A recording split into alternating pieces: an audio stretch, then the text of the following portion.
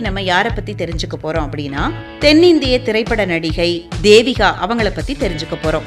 இவங்க 1943 வருஷத்துல ஏப்ரல் மாதம் 25ஆம் தேதி பிறந்திருக்காங்க.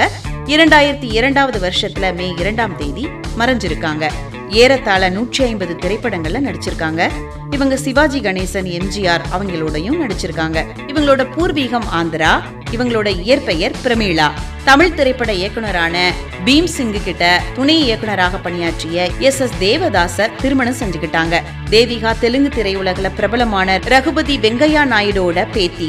தேவிகாவின் மகள் கனகா தமிழ், மலையாள, கன்னட, தெலுங்கு திரைப்படங்கள்ல நடிச்சிருக்காங்க. தேவிகா அவங்க அன்றைய முன்னணி கதாநாயகர்களான எம்.ஜி. ராமச்சந்திரன், சிவாஜி கணேசன், ஜெமினி கணேசன் மற்றும் எஸ் ராஜேந்திரன் மற்றும் பல கதாநாயகர்களுடன் நடிச்சிருக்காங்க. அவங்க நடிச்ச முதல் திரைப்படமான முதலாளியில எஸ் ராஜேந்திரனோட ஜோடியா சேர்ந்து நடிச்சிருக்காங்க. எம்ஜிஆரோட அவர் நடித்த ஆனந்த ஜோதி திரைப்படத்துல தேவிகாவின் நடிப்பு சிறப்பா இருந்ததாக குறிப்பிட்டிருக்காங்க. வரலாற்று படமான கர்ணன் திரைப்படத்துல நடிச்சிருக்காங்க. அப்புறம் குலமகள் ராதை, பலே பாண்டியா ஆகிய படங்களையும் நடிச்சிருக்காங்க. ஜெமினி கணேசனோட அவர் நடிச்ச சுமைதாங்கி ஸ்ரீதரின் இயக்கத்துல வெளிவந்த ஒரு வெற்றி படமாகும். ஸ்ரீதரின் நெஞ்சில் ஒரு ஆலயம், நெஞ்ச மறப்பதில்லை ஆகியவையும், அதுக்கப்புறம் வாழ்க்கை படகு, வானம்பாடி போன்ற படங்களும் குறிப்பிடத்தக்கது. தேவிகா நடிச்ச கடைசி படம் இப்படியும் ஒரு பெண் அப்படிங்கிற படம் தான்.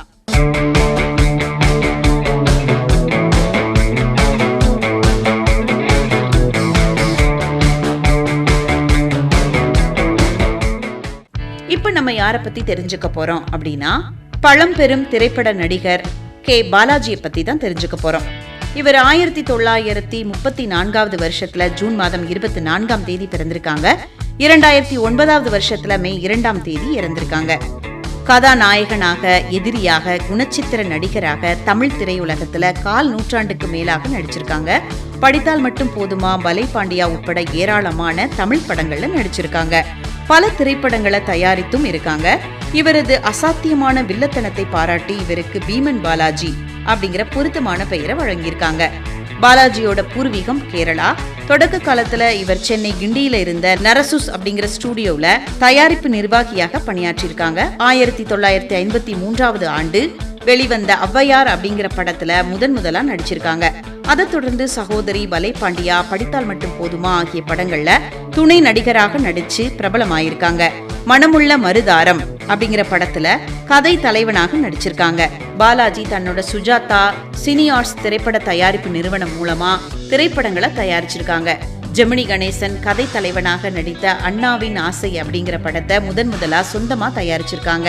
அதுக்கப்புறமா சிவாஜி கணேசனை வச்சு தங்கை, என் தம்பி, திருடன், எங்கிருந்தோ வந்தாள், ராஜா, நீதி, என் மகன், உனக்காக நான், தீபம், தியாகம், நல்லதொரு குடும்பம் உட்பட 17 திரைப்படங்களை தயாரிச்சிருக்காங்க. சிவாஜியை வைத்து தொடர்ந்து அதிக படங்கள் தயாரித்த பட அதிபர் இவர்தான். இந்தி, தெலுங்கு, மலையாள படங்களை இவர் மறு தயாரிப்பு செஞ்சு பல வெற்றி படங்களை கண்டவர். கமல், ரஜினிகாந்த் ஆகியோரை நடிக்க வைத்தும் வெற்றி படங்களை அளித்திருக்காரு நம்ம பாலாஜி.